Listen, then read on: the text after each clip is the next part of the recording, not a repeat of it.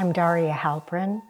I'm a teacher, an artist, and a therapist. I'm sitting at the Mountain Home Studio on the flank of Mount Tamalpais. My father built this house and the dance deck and studio with his fellow designers. And at the time, my father built it so that my mother would have a place to work as an artist and as a dancer, which would not remove her from her life as a mother. My upbringing is really, I would say, a lineage upbringing in terms of my immersion in the arts and in creative practice through both of my parents. I started dancing as soon as I could walk. My mother taught dance in my kindergarten and nursery school, and then she opened up what she called the Marin County Dance Co-op, and all of the children from Marin County came to study dance with her. And already she was working with the idea of, interestingly enough, and it was quite innovative at the time, dance as a way for children and adults to express their emotions and to work with their imaginative stories. So my training began from the get-go, and I also became a member of my mother's performance company, the San Francisco Dancers Workshop. So pretty much every day after school, I walked down those stairs to dance with my sister Rana on the dance deck, with my mother, but also in classes, in workshops, and in performance rehearsal.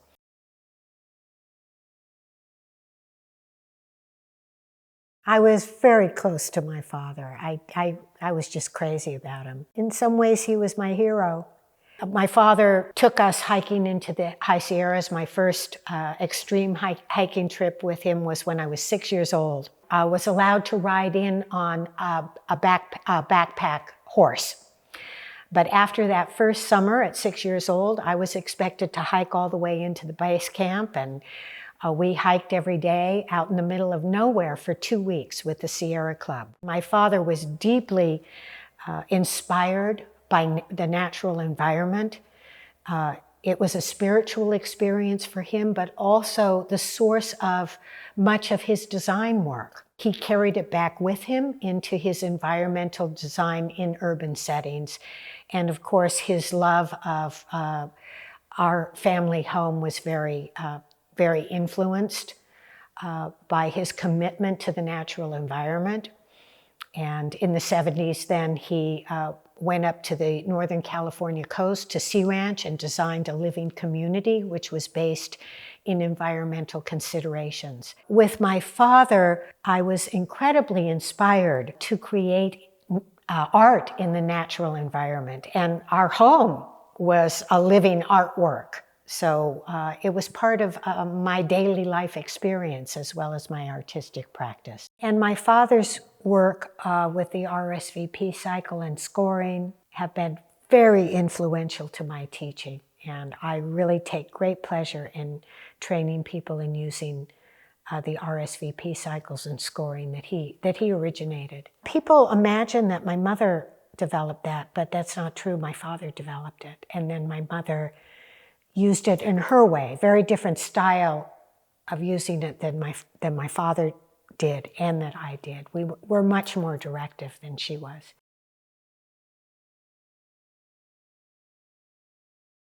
In the 1960s, the experimentation that was happening here really exploded. The Mountain Home Studio and Dance Deck, the Halprin House, in fact, was a magnet through Anna and Larry for artists to come and experiment with each other. So we had musicians, some of the great musicians of the time, some of the great dancers of the times were coming also out from the East Coast, from the Fluxus movement. Some of the innovative visual artists and theater people were coming here to the studio and dance deck to experiment and collaborate, and it became very multidisciplinary disciplinary between the arts, a lot of cross-pollination.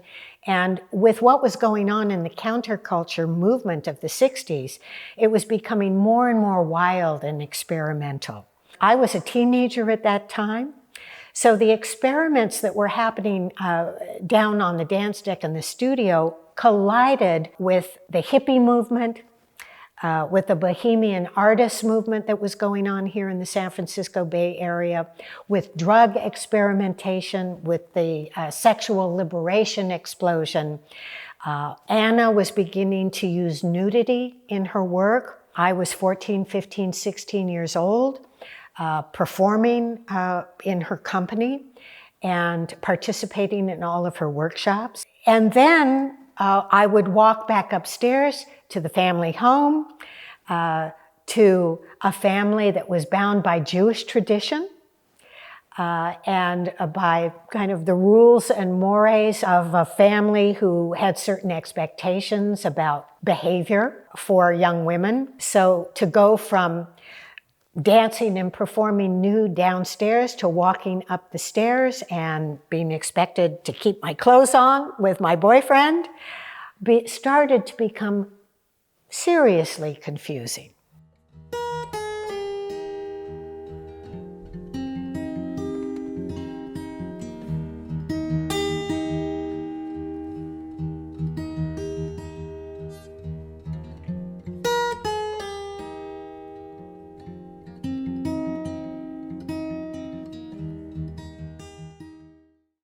Part of my rebellion became a kind of a confusion and rebellion around that transition.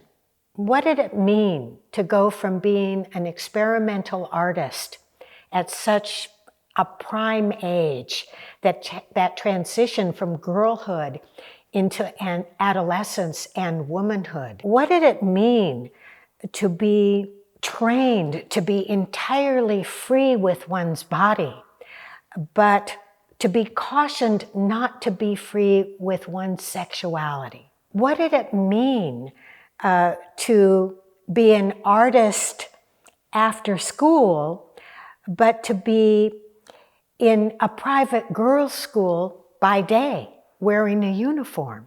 During this time, I met and began to work with Fritz Perls, the founder of Gestalt therapy. Our work with Fritz Perls took place in an artistic laboratory where we were experimenting with the relationship between dance and artistic expression and physical theater and Gestalt therapy, and working on our emotional lives and our psychological lives. And Fritz was leading us through this laboratory. So we would bring all of our material from Anna's work and from our experiments on the dance deck and in the studio, and also from our performance work, and the way in which it was connected with our personal life stories, and we would begin to work with Fritz as a psychologist and therapist. And I began to feel that this was the answer for me somehow. I didn't know how, and I didn't know where it was going to take me, but it felt like it was my way up and down those stairs that I was being asked to traverse every day. It also felt like it was a way for me to ground myself through these very tumultuous years that were both incredibly creative and inspiring, but also confusing and overstimulating, because I had also been thrown into a situation where I was working with adults.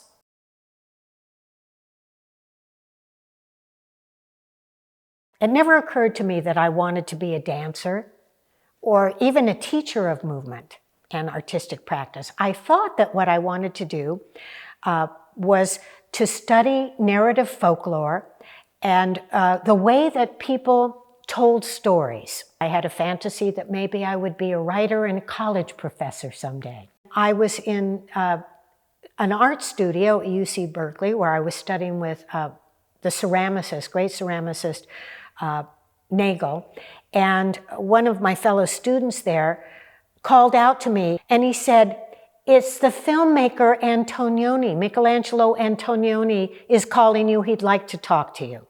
And he says to me that he has seen me as a dancer in an innovative film on the experimental art scene of the San Francisco Bay Area. And he decided that he wanted to meet me, and he asked me to play the female part of this film he was about to start working on, called Zabriskie Point. That call really changed my trajectory. I had an intuitive sense that I might be stepping into a different kind of a danger zone than the danger zone that I had gotten used to being in this wild experimental laboratory. I was a fish out of water. I didn't have an artistic community there.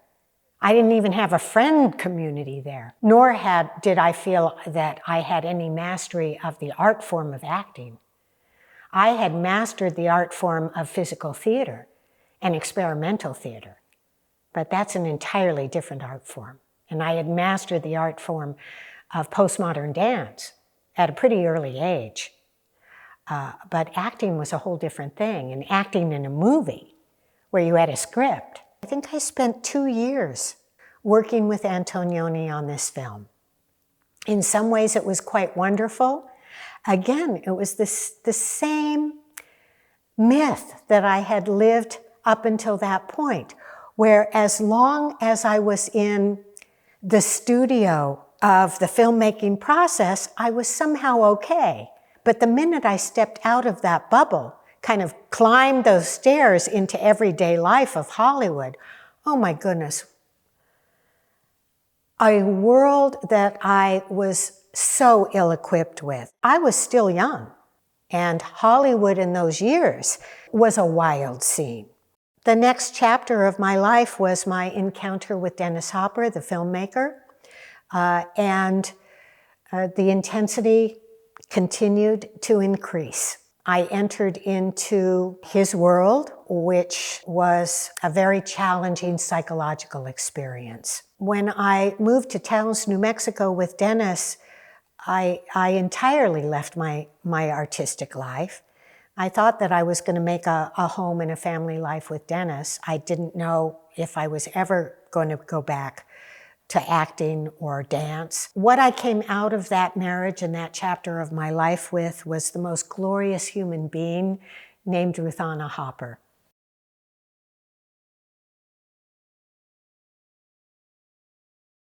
I fell in love with Gestalt therapy through my work and exposure with Fritz. I came back to it in the 70s as a serious student of Gestalt therapy and psychology, as a way of making sense of my own upbringing, making sense of my own artistic experience, and making sense of a pathway forward for myself, both personally but also professionally. I embarked on a wonderful, a really generative period of about 10 years where I really did a lot of deep research and heuristic practice, looking for a way to bring together the world of Gestalt therapy with the world of dance and expressive arts therapy. And so when Anna and I co-founded Tamalpa Institute, that was my call to Anna. I really let her know that I felt something different needed to happen to carry the work forward. And bless her heart, she said okay. Took a little arm twisting, but you know, she was very generous with me in that regard, and in supporting my work as I did take it in a different direction.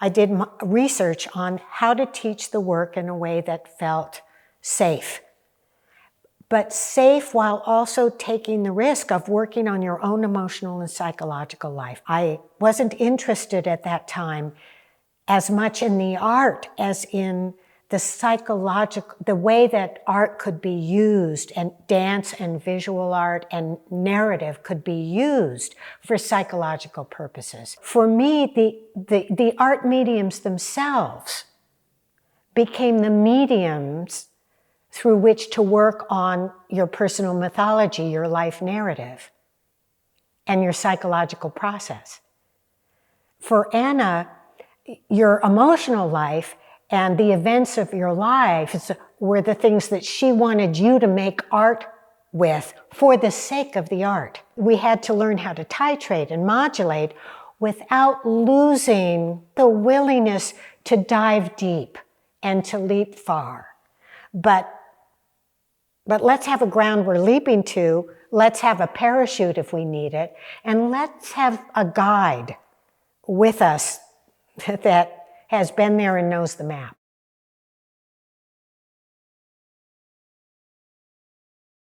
Just as my trauma and my challenge impacted my work and the direction I began to go through in terms of my interest in the psychological, Anna was impacted by cancer. It was physically incredibly hard. But also as a dancer who had a certain relationship with her body, it was hard for her. And it took her a long time to make peace with it. Yeah, a long time. I'm not sure she ever fully did. But it sent her on a whole new path of working with people on their healing process in a whole different way. She first applied it to her own process, and she began to understand that healing doesn't mean that it goes away. It means that you kind of create a support system for yourself that builds an atmosphere of resiliency to help you go through it.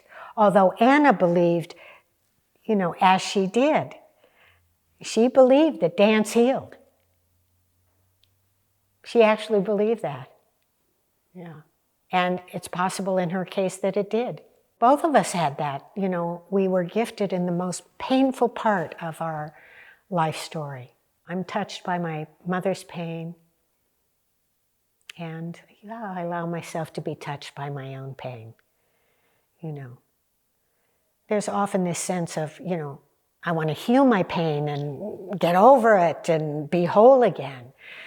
But I think that that's one of the beautiful things that I find in the Tumolpa Life Art process, that there's a way that the art helps us make peace with and be touched by our own pain.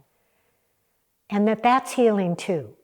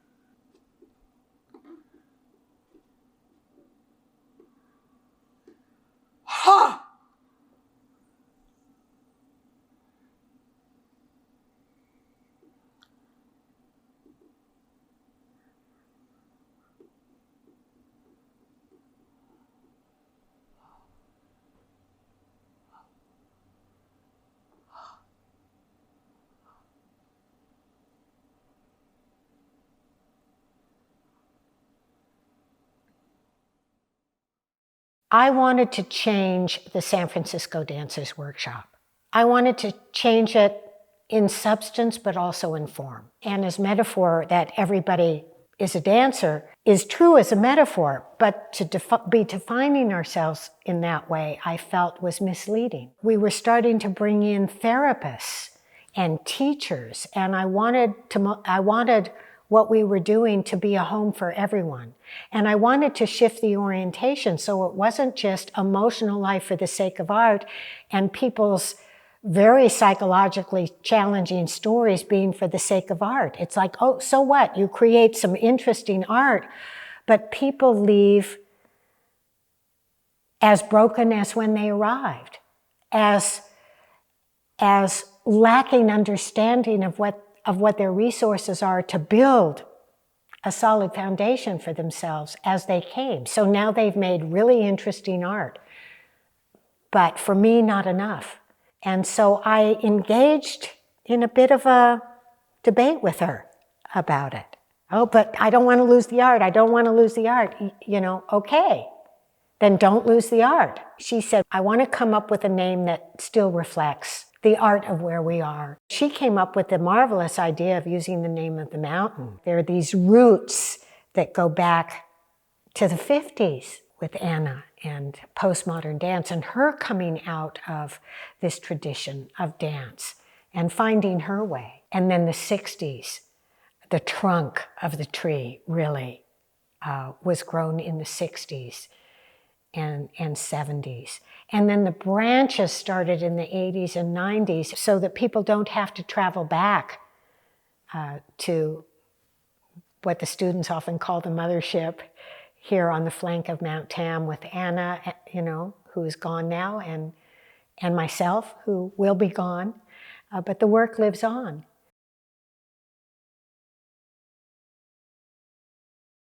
Our tradition is not dance therapy. There may be some similar, there'd have to be some similar threads because we're all working with movement in a therapeutic process. The relationship between one's moving body, one's emotional body, one's psychological body. We're all working with the same essential system.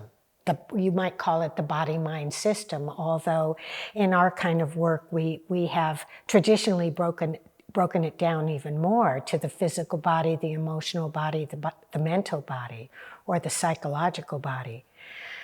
Our approach is aligned with what is called expressive arts therapy. And our particular approach, which is unique in the field of expressive arts therapy, is referred to as movement-centered expressive arts therapy. We work with movement, with visual art, with narrative, with poetry, with film, with theater, with performance. And this is very particular to expressive arts therapy, which is its own field. Anna, by the way, really did not like being called a therapist, by the way. She did not like it all. She would say, I am a dancer and an educator.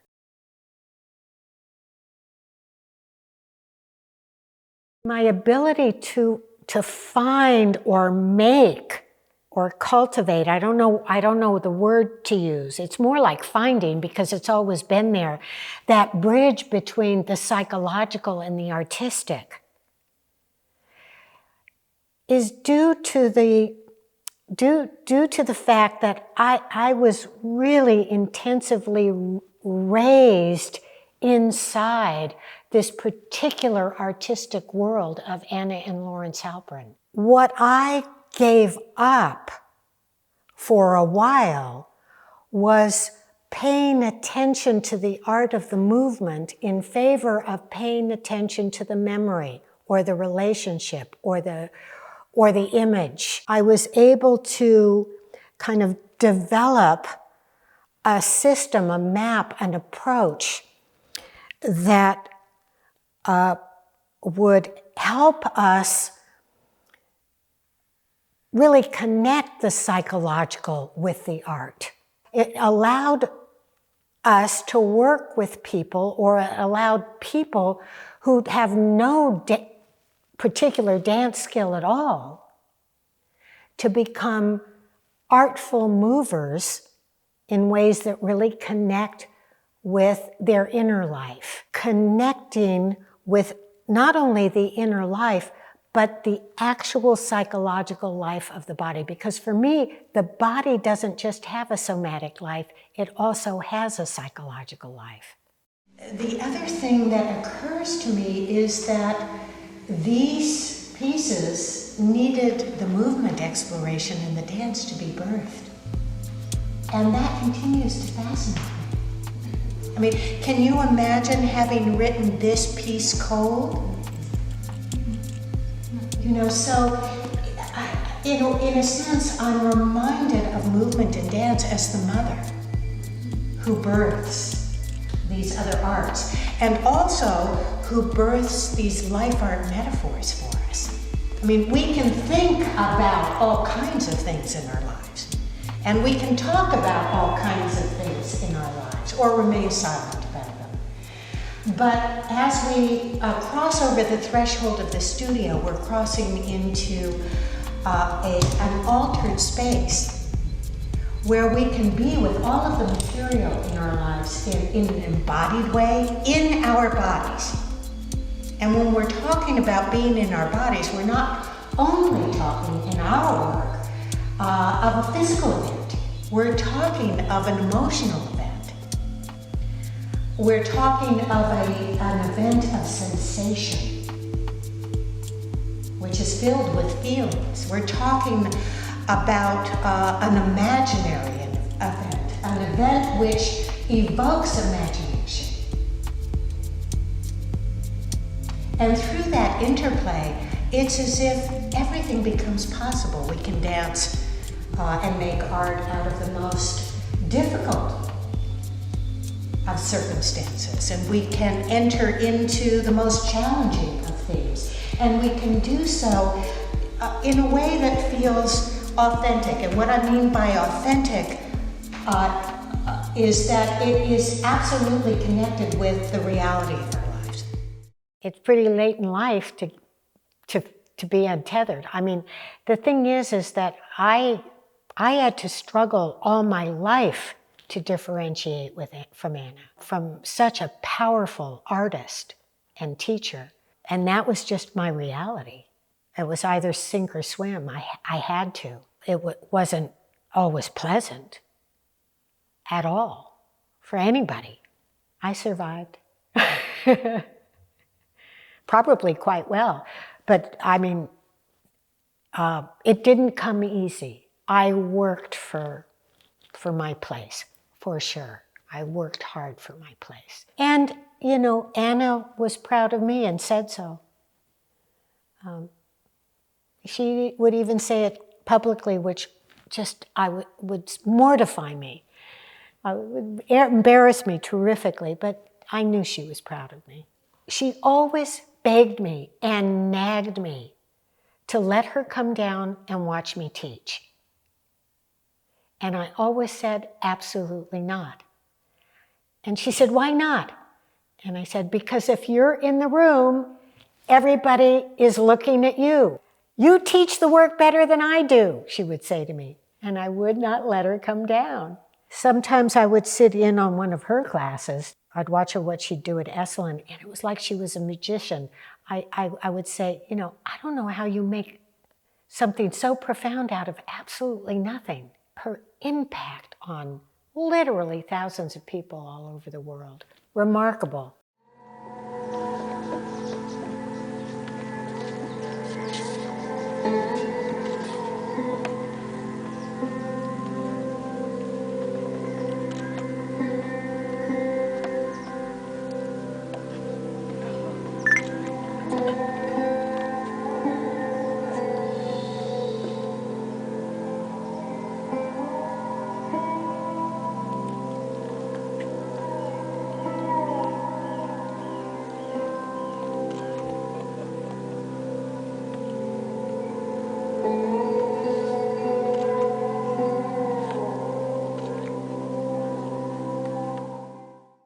In the largest sense of my life,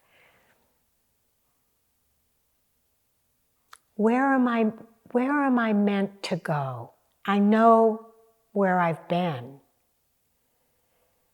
And I even know where I am now, but less so. I think that's what's keeping me moving forward, that I'm not sure where I am now. I wanted to build a really strong, stable house that people could live in. And now I want to open the doors and windows of that house and let more air through and kind of fool around a little bit more. You know, I'm almost 75. I want to play around a little bit more in my work now, because now that I know it's solid.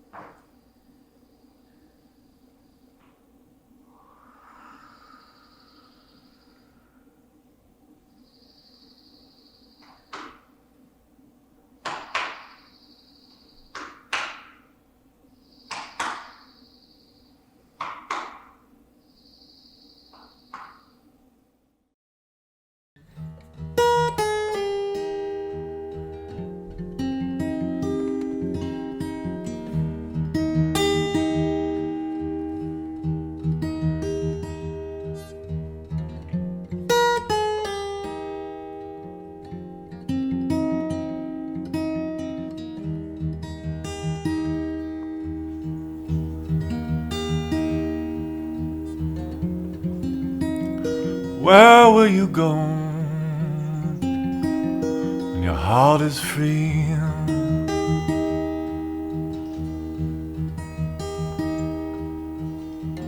When the world is empty, you can come to me.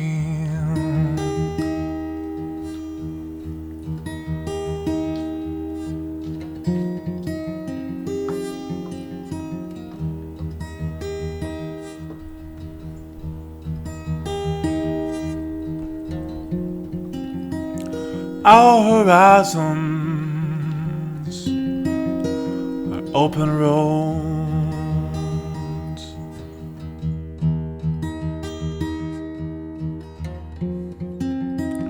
We come from nowhere, we're on our way home.